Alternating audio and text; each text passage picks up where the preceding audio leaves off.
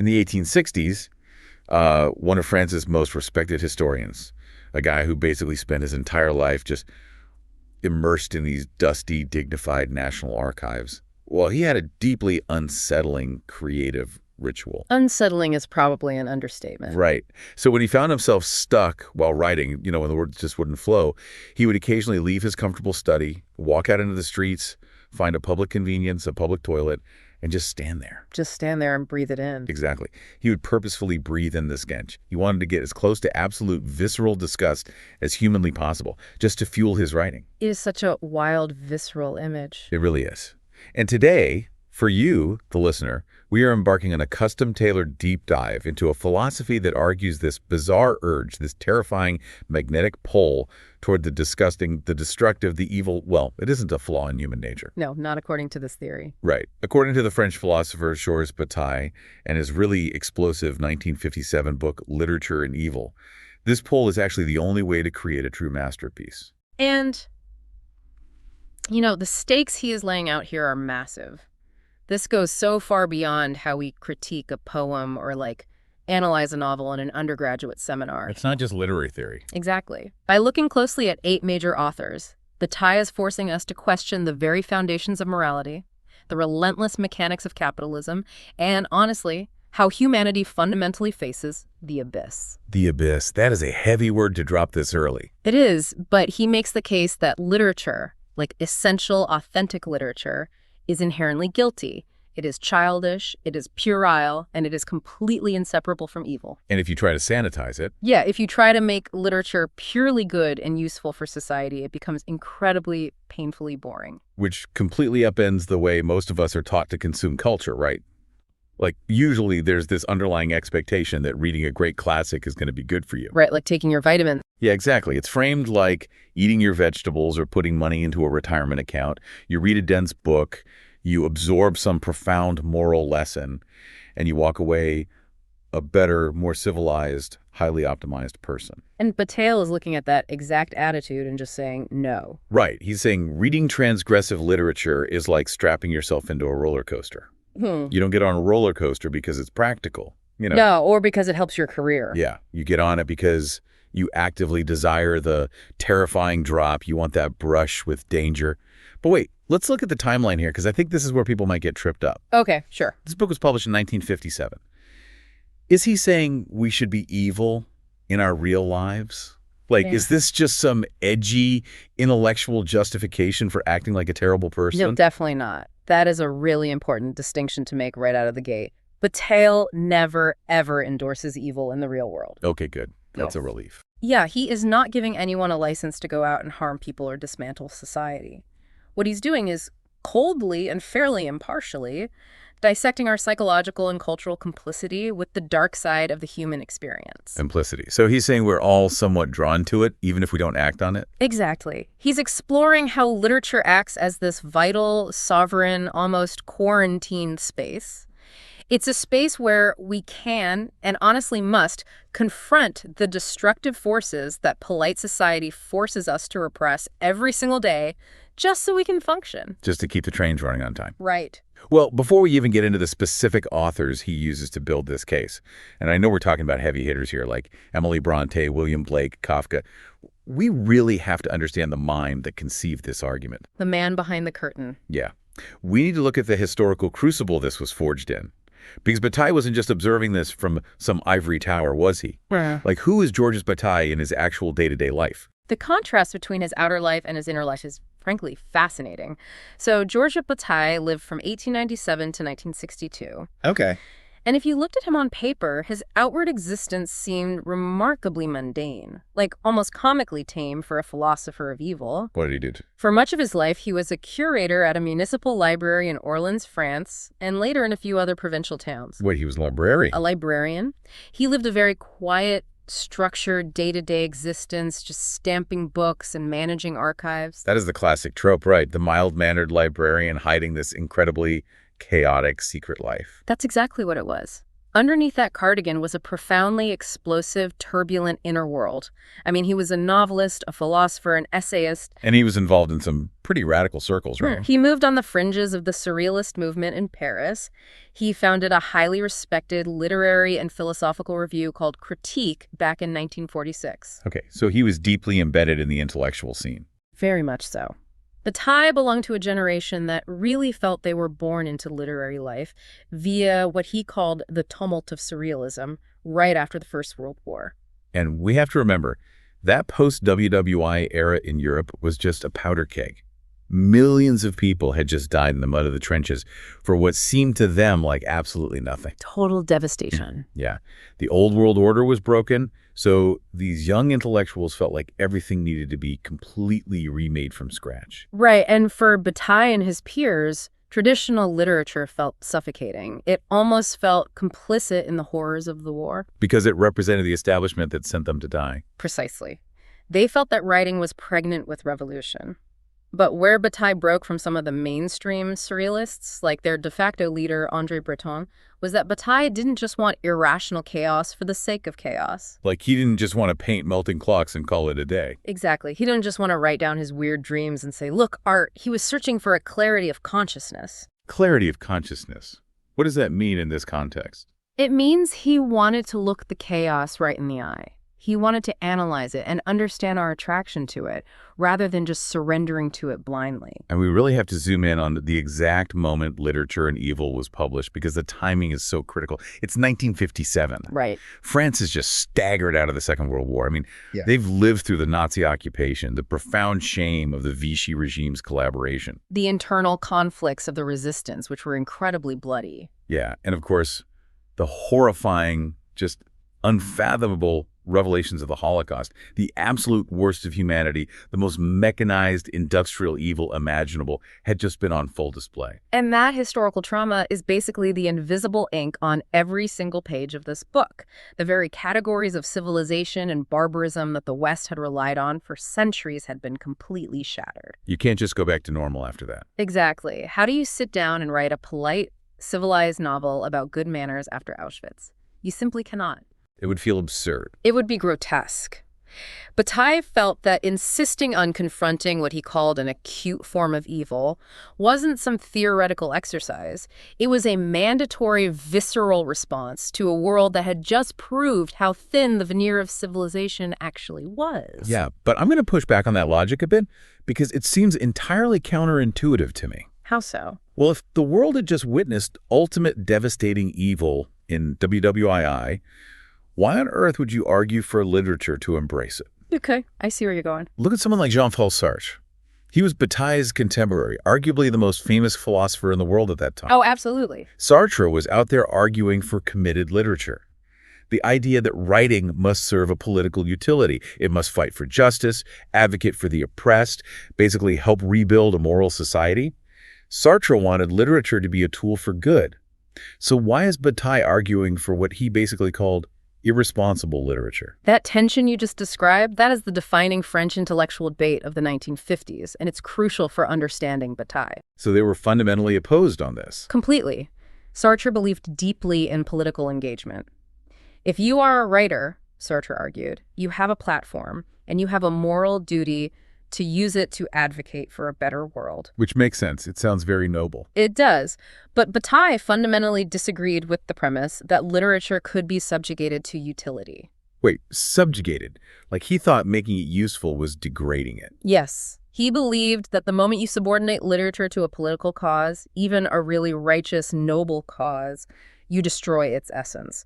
For Bataille, literature is only authentic when it refuses to serve any utilitarian purpose whatsoever. Can't be a pamphlet. Exactly. It cannot be reduced to a political pamphlet because politics is about organizing the future, and literature, well, as we'll see, literature is about something else entirely. It's like saying, if you're writing a novel just to teach me a political lesson, you're not making art anymore. You're just writing propaganda. Even if it's propaganda for a cause you completely agree with. Yeah, it loses that unnameable spark. It becomes a tool instead of an experience.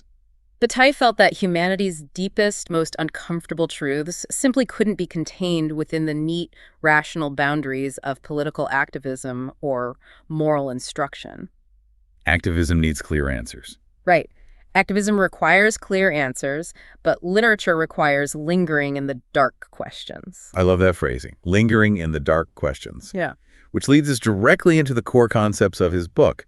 Because to understand why literature must be useless and, evil, we have to unpack two massive philosophical concepts he introduces. Yes, hypermorality and unproductive consumption. Let's decode these, because I feel like if you're an undergrad diving into Bataille for the first time, these terms can feel like a brick wall. Oh, they are very dense. Let's start with hypermorality. It sounds like a superpower, or maybe being super righteous, but I have a feeling it's neither of those things. No, it is definitely not moral nihilism, and it is absolutely not about being a saint. Okay, so what is it? Bataille argues that what we call conventional morality is basically just a set of practical rules designed to keep society functioning efficiently.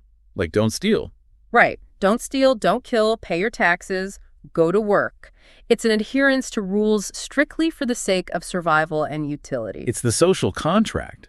It's how we ensure we don't all just murder each other at the grocery store. It keeps the trains running on time.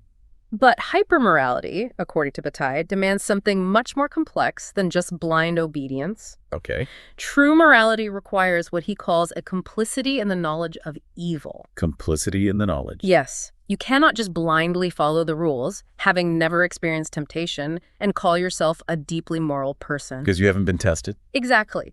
Hypermorality means you acknowledge the dark, destructive impulses that exist within human nature, and that includes your own nature. You have to look in the mirror. You look the abyss in the eye. You deeply understand the intoxicating pull of transgression. You feel the intense desire to break the rules, and you make moral choices despite that overwhelming danger. Wow. So it's an active choice. It's a morality forged in the fire of temptation, rather than just the sheltered ignorance of innocence. That makes perfect sense. It's like the difference between a child who is, quote unquote, good merely because they literally lack the capacity or the knowledge to be bad. Right, they don't know any better. Yeah. Versus an adult who fully understands malice, feels the pull of it, but actively chooses not to act on it. The adult morality carries infinitely more weight. Because it requires strength. Exactly. Yeah. But to get to that level of awareness, we have to talk about how we spend our energy as human beings. Which brings us to his economic philosophy, and honestly, this is the part of the book that really blew my mind. The distinction between productive work and unproductive consumption. Yes. Please break this down for us. This economic framework is the absolute linchpin of Bataille's entire worldview. He basically divides all human activity into two distinct categories. Okay, two categories. The first is work, which he also calls productive consumption. This encompasses everything we do that is oriented toward the future. So anything with a goal. Right. It's about utility, calculation, preserving life, delaying gratification, and accumulating resources. In Bataille's framework, this realm of calculation and future planning is the domain of good. So if I'm understanding this, productive work is reading a dense textbook today, because you need to pass a test tomorrow to get a degree next year, to get a job in 4 years. Perfect example, yeah. Or it's eating a salad because you want good cholesterol when you're 60. It's the 401k. Yeah. It's every single action taken where the value of the action lives entirely in the future. It is entirely rational, and honestly, it is entirely necessary for a species to survive. You have to do it. We do. But then there's the other side of the human coin, what he calls unproductive consumption, or sometimes he refers to it as expenditure. Expenditure. That sounds expensive. It is. This is activity oriented entirely toward the present moment with zero regard for tomorrow. Zero regard. None. It's about intensity, waste, sensuality, pure emotion, and ultimately it is intrinsically connected to death. Death. Yes, because it builds absolutely nothing for the future, and in fact, it actively wastes resources that could have been saved or invested. Therefore, this is the domain of evil. And this is where literature comes in. Crucially, yes, it is also the domain of poetry and literature. I love this concept so much because it just perfectly explains human irrationality. Like, if productive work is dutifully saving for retirement, unproductive consumption is, well, it's like buying a ridiculously expensive massive fireworks display and blowing it all up in 10 minutes. That is a great analogy. Right. Like, it accomplishes absolutely nothing. It's completely useless. It's a massive waste of money and gunpowder. But for those 10 minutes, staring at the sky, you are intensely alive. Yes, you are in the moment. You are experiencing a jaw-dropping awe that a spreadsheet or a retirement account can never, ever give you. That analogy perfectly captures the spirit of expenditure. And what Bataille is pointing out is that our modern bourgeois capitalist society has overwhelmingly, obsessively chosen the dams and the factories over the fireworks. We want everything to be useful. Always. We have structured our entire global civilization around future accumulation, prioritizing profit, utility, and optimization over present joy and intensity. We are terrified of waste. We are terrified of it. We are obsessed with mere survival. Which means we've successfully built a very safe cage, but we've completely repressed a fundamental part of human nature. The part that needs to expend energy. Yeah. We need the fireworks. We need that release, or the pressure builds up and destroys us anyway. And because the adult world of capitalism strictly demands constant calculation and useful behavior, Bataille actually connects this desperate need for unproductive consumption back to childhood. Oh, interesting. He introduces the concept of sovereign puerility. Puerility, meaning childishness, right? Acting like a kid. Yes. Bataille argues that authentic literature and also eroticism are fundamentally childish because they act as a rebellion against the adult world of work and calculation. Think about how a child plays. Exactly. When a kid is building a fan castle on the beach, they aren't networking. They aren't building equity. No, and they aren't worried about the tide coming in tomorrow to wash it away. They are entirely consumed by the present instant. Just the joy of building it. Right. Sovereignty for Bataille is exactly this absolute freedom of the present moment. It's a return to a state where you simply do not care about the future. You are a king of the instant. You are sovereign. Okay, so let me make sure I have this. If the real world forces us to be calculating adults, literature is the designated space where we get to be sovereign children again. That is it, exactly. We get to break the adult rules of productivity and play with the dangerous fire of the present moment. We get to experience the thrill of the fireworks without actually burning our real-life houses down. That is the central thesis. And to prove that this isn't just some abstract theory, Bataille actually takes the reader through a very specific evolution of authors. He brings receipts. He really does. He traces the lineage of this transgressive knowledge, starting with writers who intuitively rebelled through pure, raw passion, before he moves on to those who pursued this rebellion with cold, terrifying intellectual consciousness. Let's trace that lineage then, starting with the first two authors he uses to map this out. Emily Bronte and William Blake. Two very different writers. Yeah, and starting with Bronte is fascinating, maybe even a little jarring to some people, because on paper, a 19th century vicar's daughter is probably the least likely candidate to write a philosophical manual on evil. But Bataille starts with Bronte precisely because of that intense paradox. Right. Emily Bronte lived a deeply sheltered, morally pure, almost austere life in a remote Yorkshire vicarage.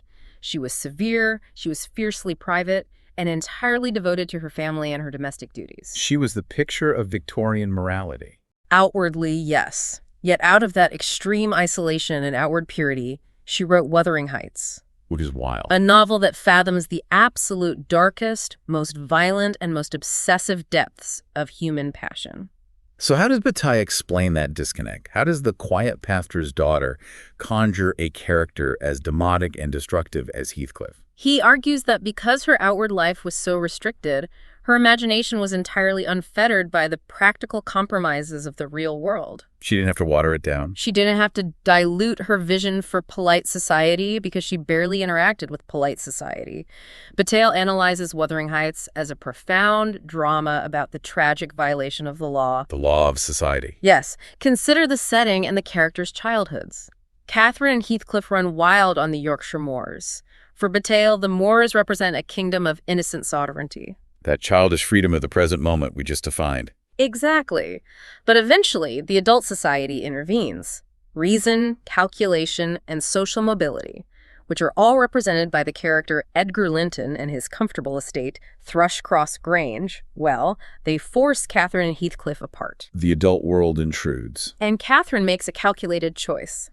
She chooses the comfortable, rational, secure future with Edgar over the wild, unproductive passion she shares with Heathcliff. She literally chooses productive consumption. Yes. She chooses the 401k, the social standing, the secure future over the fireworks on the moors. And the moment she makes that calculated choice, Heathcliff's entire worldview implodes. Because he refuses to grow up in that way. Right. His response to that betrayal is sheer demonic violence. But Bataille points out that Heathcliff's evil isn't just random, chaotic wickedness. It has a purpose. It is a desperate, furious, unrelenting revolt to regain that lost kingdom of childhood sovereignty. He utterly refuses to submit to the rational, calculating adult world that took Catherine away from him. He will burn it all down to assert his sovereignty. And this is where that concept of hypermorality clicks into place for Catherine's character, isn't it? How do you mean? Because Catherine is fundamentally moral, she understands the rules of society, but she still loves Heathcliff.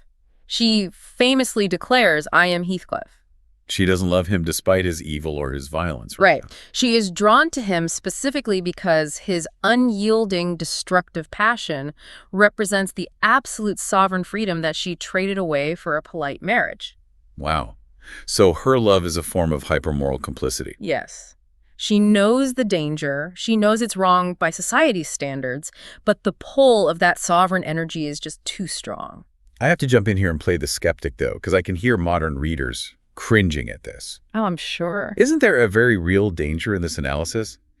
If we glorify Heathcliff's horrific abuse, his manipulation and his violence as some kind of noble, sovereign energy, aren't we basically romanticizing toxic behavior? It's a fair question. Like, are we excusing the unforgivable just because it's passionate? That is a vital critique, and Bataille is actually remarkably careful here. He's not saying you should behave like Heathcliff in reality, nor is he saying Heathcliff is a role model. Okay. Bataille argues that literature provides a safe, inorganic space for us to experience this rule-breaking. Wuthering Heights functions like an ancient Greek tragedy. In what way? Well, in real life, breaking the fundamental laws of society has devastating, tragic, real-world consequences. This is exactly why Heathcliff and Catherine absolutely must die in the novel. They can't just ride off into the sunset. No, atonement is required by the narrative. The moral law of the universe isn't abolished by their passion, it's actually affirmed through their mutual destruction. Oh, I see. But the space of the novel allows us, the readers, to safely experience the intoxication of their rebellion, to feel the pull of that destructive energy without having to pay the ultimate price ourselves. It's the roller coaster again. We get the terror of the drop, we feel our stomachs leap into our throats, but we rely on the safety harness of the fiction so we don't actually crash into the pavement. We survive the ride. Beautifully put. And from the stormy moors of Bronte, Bataille transitions to the visionary, industrialized streets of late 18th century London with William Blake. Blake is fascinating. Here is another figure whose day-to-day life was relatively banal. He was a working-class engraver, he was married, he worked hard for his commissions. Very normal life. But his inner visions completely overpowered the reality of the world around him. Yeah, Blake is such a fascinating puzzle. He wrote The Marriage of Heaven and Hell, which literally takes traditional Christian theology and just flips it completely on its head. He fundamentally redefines the terms. Right. For Blake, good is the passive element that merely obeys reason and constraint. Evil, in his poetic universe, is the active force springing from energy. Because energy is unpredictable. Yes. One of his famous proverbs is, energy is eternal delight. He basically aligns good with heaven, restriction, rules, and passivity. And he aligns evil with hell, the physical body, sensuality, and an untamed life force. It's like he's saying that if you strip away all the wild, unruly, evil energy from a human being, you're not left with a perfect angel. You're just left with a perfectly well-behaved corpse. That is exactly what he's saying. And think about the historical timing of Blake's work. Okay, late 1700s. Right. His poetry in the 1790s was heavily shaped by the ongoing French Revolution across the Channel, specifically the Reign of Terror. A very bloody time. But Bataille notes a crucial distinction. Blake's idea of revolution wasn't about establishing a new political order or writing a new rational constitution. It wasn't about bureaucracy. No, it was about unleashing the untamed energy of the human spirit. The roaring of lions, as Blake called it. The French Revolution tried to rationalize everything. They even invented the guillotine to make death a perfectly efficient, calculated, productive machine. A machine for killing. Blake's poetry is a rejection of that mechanized rationalism. He wanted a poetic revolution of passion that couldn't be contained by any political system or guillotine. So both Bronte and Blake are tapping into this raw, passionate energy. They are intuitively rebelling against reason and the adult world. Intuitively being the key word. Right. But Bataille's argument is that the human mind never just stops there, does it? We don't just want to blindly rebel in a fit of passion forever. No, eventually that passion cools. It cools into a dark curiosity. We seek a clear consciousness of destruction. We want to study it.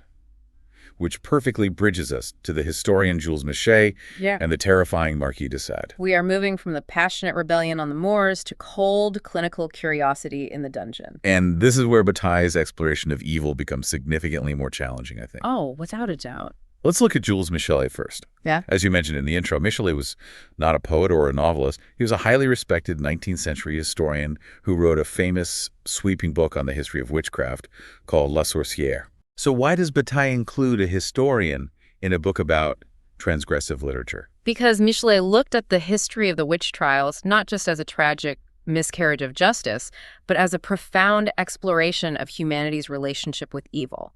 He dug deeper into the psychology of it. Exactly. And Bataille uses Michelet to explain this crucial, almost anthropological distinction between sacrifice and malefice. Okay, break those down for us. What is the difference? Sacrifice, well, if you think of ancient rituals like Aztec hecatombs where people were offered to the sun god. Human sacrifice. Yes. It is extreme violence, obviously, but it is violence sanctioned by the authorities for the supposed social good. It has a purpose. It is meant to appease the gods, to bring the rain, to keep the community safe and productive. It is violence with a utility. Right, it's productive consumption in a very twisted way. Exactly. Malefice, on the other hand, which translates to witchcraft or dark magic, is violence or transgression entirely for its own sake. It has no social utility. None. It inherently opposes the social good. Michelet analyzed the medieval witch not merely as a passive victim of the church, but as a representative of an oppressed, starving peasantry engaging in a desperate ritual of evil. A rebellion. Yes. For the serf who owns nothing, whose very body is owned by a feudal lord, the Black Mass, or the Witch's Sabbath, is a nostalgic longing for ultimate defilement. It is a sovereign rebellion against the crushing, productive weight of the church and the state. Which brings us back to that deeply visceral anecdote about Michelet's writing process. The toilet. Yeah. When he was writing La Sorcière, trying to understand the psychology of the witch, he would hit a wall. So he would leave his house, find a public toilet, and literally breathe in the stench. The source material explicitly says he wanted to get as close as possible to the object of his disgust to fuel his creativity. It's an unforgettable, deeply uncomfortable image. It is. And for Bataille, it perfectly symbolizes the contradictory human condition. On one hand, we have a fundamental drive to preserve ourselves, to stay clean, to avoid disease, to be productive. But on the other hand, we have this dark, irrational drive toward intensity and ecstasy. The fireworks again. Yes. And to reach that maximum intensity, we often have to approach the very things that disgust and terrify us. The writer, the creator, is magnetically drawn to the abyss, just as the witch was drawn to the dark woods. Which perfectly sets the stage for the most extreme, difficult example in Bataille's book, The Marquis de Sade. We have to tread carefully here. We do, because Sade's writings are notoriously vile. They are basically the blueprints for the word sadism. They are exhaustive, grueling catalogs of torture, defilement, and destruction. Yeah. But Bataille isn't interested in Sade for the cheap shock value. He's interested in Sade's unique, ultimately tragic philosophical project. The historical irony surrounding Sade is almost too perfect for fiction, isn't it? It really is. He was imprisoned in the Bastille for years. And when the revolutionary mob stormed the Bastille in 1789, starting the French Revolution, Sade wasn't liberated by them. No, he had been moved just a few days prior. Right. And instead, in the chaos of the storming, his secret manuscript for the 120 Days of Sodom, which he had written on this tiny scroll hidden in the wall, was lost in his cell. He wept tears of blood over it, thinking his masterwork was gone forever. It is a profound irony. The political revolution that was supposed to liberate all of humanity ended up swallowing the manuscript that depicted the absolute darkest, most transgressive limits of human liberty. Exactly. And what was Sade actually trying to achieve in that manuscript? Bataille argues that Sade was attempting the psychologically impossible. Okay, what do you mean? Normally, in moments of extreme eroticism, passion, or violence, that unproductive consumption we talked about, the human mind experiences what the French call a loss of self. We black out, we lose our rational consciousness in the frenzy of the moment. Right. Passion overrides the prefrontal cortex. The rational brain shuts down. But Saad wanted to have it both ways. He wanted to stay awake. He wanted to commit acts of ultimate, unhinged destruction and transgression, but he desperately wanted to maintain a clear, rational, awake consciousness while doing it. That sounds exhausting. He wanted to stare the abyss in the face without blinking, without swooning, without losing his mind. He tried to apply cold, calculating rationality to the most irrational acts possible. And the result of that impossible, paradoxical goal is that his books are actually, well, incredibly boring to read. Monotonous is the exact word Bataille uses. Monotonous. Because Saad is trying to rationally catalog every conceivable mathematical permutation of horror and transgression, the books lose all sense of passion. It becomes a ledger. Yes. They read less like thrilling, transgressive novels and more like exhaustive, repetitive, bureaucratic prayer books of torture. Bureaucratic torture. That is a chilling phrase. Bataille warns that you shouldn't read Saad expecting entertainment. You have to view him as a dark monk locked in a cell, setting his soul in prayer before the divine mystery of total annihilation. It's a complete inversion of holiness. He's worshiping the void. Exactly. And this culminates in his final will and testament, doesn't it? Saad didn't want a grand monument. He didn't want to be remembered as a great thinker. No, he demanded the opposite. He demanded that his graves be seeded with acorns so that a thicket would overgrow it, and his name would vanish from the memory of humanity entirely. That will is Saad's ultimate expression of sovereignty.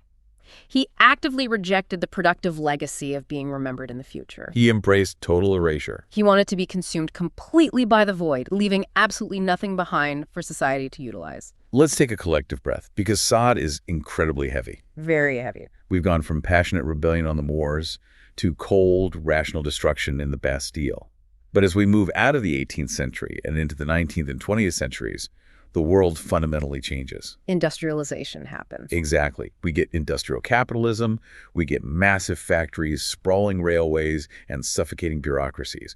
The nature of rebellion has to change, right? It adapts to the new cage. Saad wanted to actively destroy the world, but in the modern era, an individual can't really do that anymore. The machine is too big. So rebellion pivots from active destruction to passive refusal. This is one of the most brilliant transitions in Bataille's argument. He contrasts two towering figures of modern alienation who perfected this passive refusal: the French poet Charles Baudelaire and the Prague novelist Franz Kafka. Let's look at Baudelaire first. Remember that Sartre, in his own philosophical analysis, had been quite critical of Baudelaire. Right. Sartre essentially called him a petulant child who deliberately chose to be wrong because he was too weak, too afraid to assume adult responsibility and truly be free. Sartre thought Baudelaire was just playing dress up as a rebel. So how does Bataille defend him and flip Sartre's critique? Bataille looks at the economic reality of Paris in the mid-19th century. Industrial capitalist society was booming. The Industrial Revolution is in full swing. The mandate from the government and society was clear. You must be useful. You must build railways, generate profit, invent machines, and contribute to the accumulation of capital. Produce, produce, produce. And Baudelaire looked at this and famously wrote, "To be a useful man has always seemed to me ghastly." Ghastly. Bataille argues this wasn't just laziness or bad faith, as Sartre thought. It was a profound, sovereign rejection of bourgeois utility. It is the ultimate historical rejection of what we now call hustle culture. Hustle culture, yeah. Today, we are constantly told to optimize everything. Optimize your morning routine, monetize your hobbies, turn your passion for knitting into an Etsy side hustle. You can't just have a hobby anymore. No. And Baudelaire is the patron saint of the anti-hustler. He is creating poetry, like his masterpiece, The Flowers of Evil, that deliberately accomplishes nothing practical. He desires only the impossible. Poetry, for Bataille, is the exact opposite of a signpost. I love that. A signpost. Right, because a signpost points you toward a future destination. It is useful. It helps you get somewhere else. Poetry forces you to stop and exist entirely in the tension of the present moment. It traps you in the now. Bataille mentions a very specific poem Baudelaire drafted about a sawyer, a manual laborer cutting wood. In this poem, the themes of murder, lust, and laughter all merge together. Why a sawyer? It's a surreal escape from the rigid, mechanical, up-and-down rhythm of the saw, which represents the rhythm of capitalist production. Baudelaire's refusal to work is a desperate, poetic attempt to retain his humanity in an age that wanted to turn him into a machine. But Baudelaire's refusal was happening right as industrial capitalism was really taking off. Fast forward a bit to a world that's even more suffocatingly structured, the early 20th century. The world of massive, faceless bureaucracies. Right. If Baudelaire rebelled by doing nothing, how does someone rebel when the entire world is a labyrinth of paperwork? Which brings us to Kafka. Kafka is deeply obsessively concerned with authority, specifically the authority of the father, which in his work scales up to represent the absolute authority of the bureaucracy or the state. And the source outline brings up a fantastic, very revealing historical anecdote here. Oh, the Communist Weekly. Yes.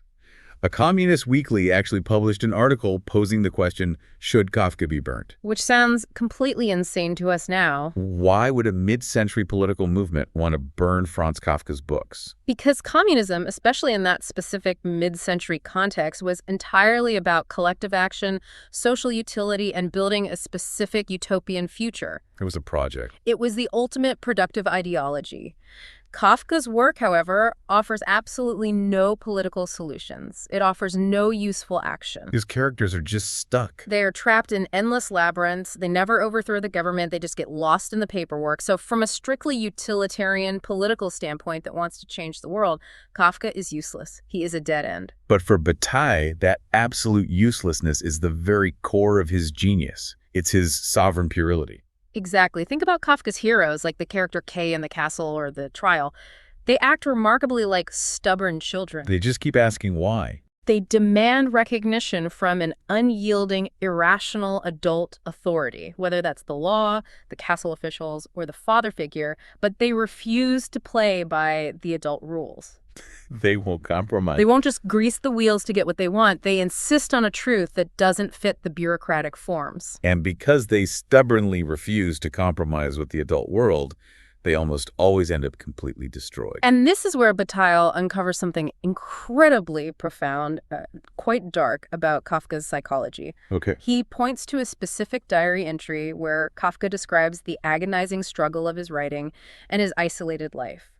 But Kafka says this struggle fills him with a joy so intense it becomes a violent ejaculation. A violent ejaculation, that's intense. It is an ecstatic, overwhelming release. It's this wild mixture of joy with complete despair. Look at one of Kafka's most famous short stories, The Verdict.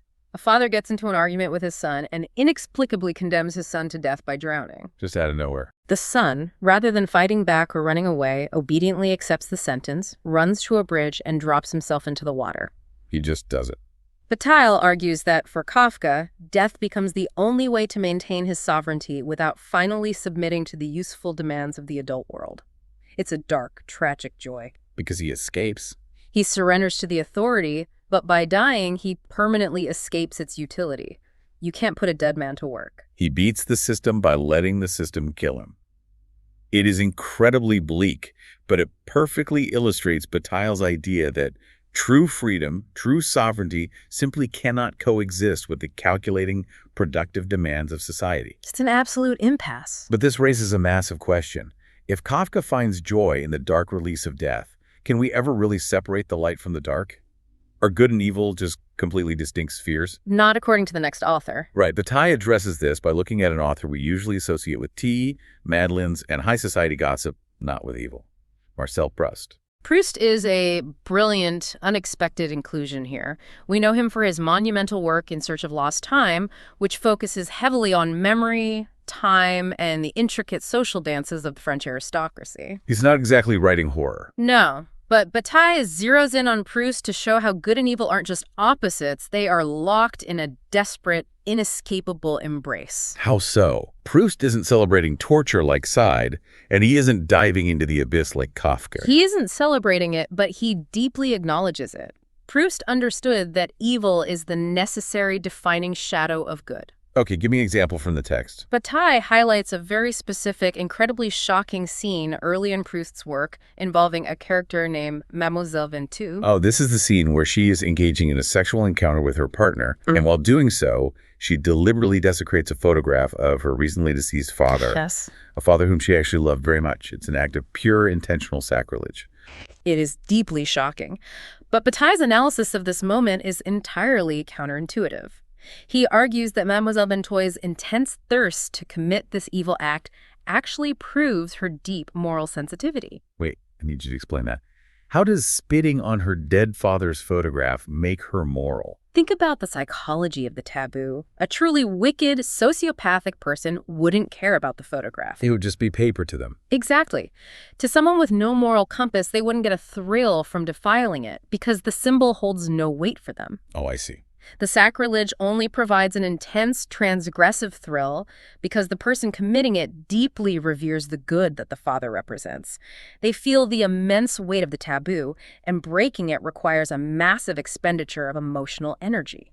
So the more virtuous you are, the more potent and terrifying the concept of evil becomes to you, because the contrast is so sharp. That is the paradox at the heart of this. Bataille's court thesis on Proust is this: disgust is the measure of love, and the thirst for evil is the measure of good. They rely on each other. They are entirely interdependent. You cannot perceive the blinding light of virtue without the pitch-black shadow of transgression giving it definition. That is profound. Bataille even notes that Proust's own personal passion for truth and justice throughout his life wasn't a calm, rational, polite thing. When Proust saw injustice, like during the Dreyfus affair, he was filled with a violent, almost transgressive wrath. His goodness was fueled by a fierce, dark energy. So Proust succeeds as an author because he balances good and evil. He acknowledges the tension between the two. Yes, he holds them both. But what happens if an author decides to skip the balance entirely? What if they decide to go all in on evil? Like 100% pure, unadulterated badness? Well, that brings us to Jean Genet. And the moment where Bataille says the quest for sovereignty finally hits a brick wall. Jean Genet is the perfect test case for the absolute limit of Bataille's theory. Genet was a thief, a foundling, a prostitute.